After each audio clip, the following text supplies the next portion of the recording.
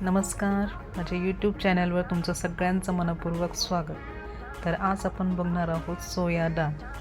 सोया डाळ ही नेहमीपेक्षा असणाऱ्या डाळीपेक्षा थोडीशी मी वेगळी करण्याचा प्रयत्न केला आहे. तर जे कोणी माझ्या चॅनलवर नवीन असतील त्यांनी प्लीज माझ्या चॅनलला सबस्क्राईब करा, लाईक करा आणि शेअर करायला विसरू नका.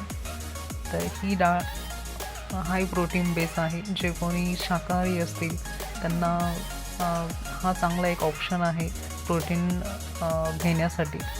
अशा प्रकारे जर आपण डाळ केली तर लहान मुलांना आणि घरातील सर्व मंडळींना खूप आवडेल आणि तेही आवडीने अशा प्रकारे डाळ खातील. त्यामुळे तुम्ही एकदा नक्की ट्राय करा आणि कमेंट बॉक्समध्ये मला नक्की सांगा की तुम्हाला ही रेसिपी कशी वाटली. आणि अशा प्रकारे जर तुम्ही ही डाळ बनवली तर आपण भातासोबत चपातीसोबत एन्जॉय करू शकतो. तर याच्यासाठी रेसिपीसाठी आपल्याला लागणार आहे मुगाची डाळ, तुरीची डाळ आणि सोया चंक्स. तर हे आपल्याला आधी 10-15 मिनिट स्वच्छ धुवून भिजत घालायचे आहे की जेणेकरून ते सोया चंक्स थोडेसे मऊ होतील आणि डाळसुद्धा चांगल्या प्रकारे शिजते जर आपण डाळ करण्याच्या आधी 10-15 मिनटं आपण ते शिजवलं तर.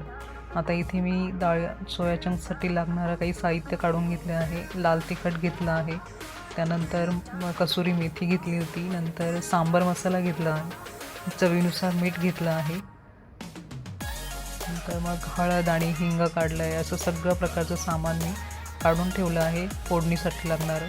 इथे टोमॅटो एक बारीक चिरून घेतला आहे, नंतर कोथिंबीर घेतली आहे आणि लसूणाचे काप करून घेतले आहे. आता हे आपल्याला सगळं फोडणीसाठी लागणारं सामान आहे. आता इथे 10-15 मिनटानंतर डाळ आणि ते स्वच्छ धुवून घेतल्यानंतर ते थोडेसे मऊ होतात सोया चंक्स. त्यामुळे ते 20 मिनिट तरी ॲटलिस्ट आपण ते भिजवले पाहिजे. इथे मी कुकर घेतला आहे आणि डायरेक्ट फोडणी दिली आहे तेलामध्ये जिरे मोहरीची. त्यात थोडंसं लसूण टाकलं आहे. डाळ आता आपण आधी शिजवून नाही घेतली आहे, आपण डायरेक्ट आता फोडणी देऊन डाळ तशीच त्या फोडणीमध्ये शिजवणार आहोत कुकरला. नंतर इथे टोमॅटो घालून आधी टोमॅटो चांगला परतवायचा आहे आणि मग नंतर सोया चंक्स, तुरीची डाळ, मुगाची डाळ, मी दोन्ही डाळी घेतल्या होत्या. मिक्स डाळ छान लागते चवीला, त्यामुळे तुम्ही नक्की तशा पद्धतीने ट्राय करा. नंतर मग ती भिजलेली डाळ आपण सगळं मिक्स करून व्यवस्थित ती डाळसुद्धा परतवायची आहे. आणि यानंतर आपल्याला ते लाल तिखट वगैरे सगळे जे काही काढलं होतं मी सामान ते यात टाकायचं आहे. ते टाकल्यानंतरसुद्धा व्यवस्थित सगळं मिश्रण व्यवस्थित हलवून परतवल्यानंतर मग आपल्याला आवश्यकतेनुसार पाणी टाकायचं आहे. कोणाला घट्टसर डाळ आवडते किंवा एकदम पातळ डाळ आवडते, त्यानुसार आपण पाणी टाकणार आहोत. भातासोबत खायची असेल तर एवढी घट्ट डाळ चालत नाही, त्यामुळे तुम्ही पाणी अजून टाकू शकता. आणि सोया चंक्स आणि डाळींना शिजायलासुद्धा पाणी जास्त लागतं, त्यामुळे पाणी त्यानुसार टाकायचं आहे.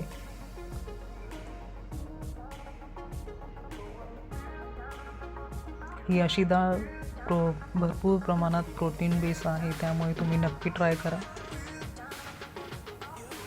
आणि मुलंसुद्धा आवडीने खाऊ शकतात. आणि जर भाजीला काही ऑप्शन नसेल तर अशा प्रकारे जर आपण केली डाळ तर भाजी म्हणूनही सगळेजणं खातील. रोज काय करायचं हा नवीन प्रश्न असतो, पण असं जर काही वेगळं नवीन ट्राय केलं डाळीचा पण प्रकार तर सगळ्यांना आवडेल. अशा प्रकारे डाळ 3-4 शिट्ट्या केल्यानंतर शिजलेली आहे आणि ऑलमोस्ट आपलं सोया डाळ रेडी आहे. आता हे गार्निश करण्यासाठी मी त्यात थोडंसं तूप टाकलं आहे. आमच्या घरी सगळ्यांनाच तूप आवडतं म्हणून मी पूर्ण डाळीतच तूप टाकलं आहे आणि त्यानंतर त्यावर थोडीशी कोथिंबीर टाकणार आहे. ही डाळ भात आणि त्यावर तुपाची धार खूपच छान बेत होतो, त्यामुळे नक्की तसं ट्राय करा. आणि प्लीज मी पुन्हा एकदा सांगते, माझ्या चॅनलला सबस्क्राईब करा, लाईक करा आणि शेअर करायला विसरू नका. आणि कमेंट करून नक्की मला सांगा तुम्हाला ही डाळ कशी वाटली ते. पुन्हा भेटूया अशाच नवीन रेसिपीमध्ये. आणि नमस्कार, थँक्यू.